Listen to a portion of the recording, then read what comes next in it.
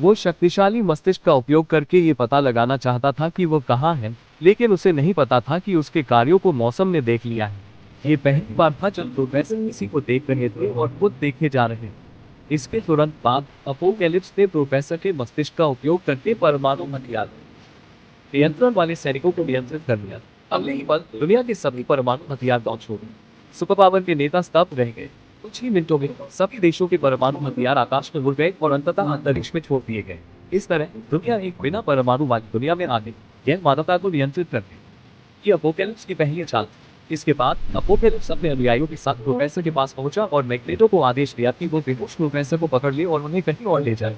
इस समय अपोकैलिप्स, जो हजारों वर्षों से पुनर्जन्म ले रहा है और कई सुपर पावर रखता है, हमेशा से एक शक्ति चाहता था जो प्रोफेसर के पास है। इस तरह वो दूसरों के विचारों को नियंत्रित करने की शक्ति चाहता था। इसलिए अपोकैलिप्स ने शहर को नष्ट करना शुरू कर दिया और टूटे हुए पत्थरों से एक नया पिरामिड बनाया।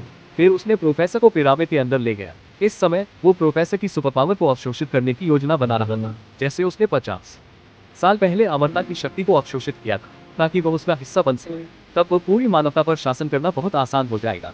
हालांकि एक्स-मेन को पता चला कि प्रोफेसर को पकड़ लिया गया और वे जल्दी से पिरामिड के पास पहुंचे और म्यूटेंट योद्धाओं के साथ एक निर्णायक लड़ाई लड़ी। इससे दुश्मन का ध्यान भटक गया। इसके बाद नाइटक्रॉलर चुपचाप पिरामिड के अंदर पहुंचा। जैसे ही प्रोफेसर की शक्ति अपोकैलिप्स द्वारा ली जाने वाली, नाइटक्रॉलर ने प्रोफेसर को पकड़ लिया और विमान में भाग गया। इस समय अपोकैलिप्स जाग गया और उसे पता चला कि उसने प्रोफेसर की शक्ति को नहीं पकड़ा है। वो गुस्से में आ गया क्योंकि वो उसे नहीं पा सका। उसने सब कुछ नष्ट करने की योजना बनाई। इस समय सबको पता था कि अपोकैलिप्स ने हत्या की योजना बना ली।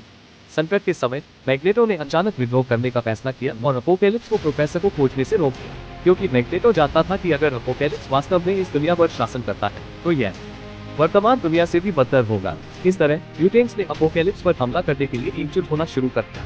लेकिन अपोकैलिप्स, जो हजारों वर्षों से पुनर्जन्म ले रहा है और कई सुपर पावर रखता है, ओमेगा स्तर की नहीं है, लेकिन एक साथ मिलकर वे ओमेगा स्तर से कहीं अधिक है। जब सभी लोग मारे जाने की स्थिति में थे, अपोकैलिप्स ने एक व्यक्ति को नजरअंदाज कर दिया जो प्रोफेसर से भी अधिक शक्तिशाली था, और वह था जीन, जो फीनिक्स की शक्ति रखता था।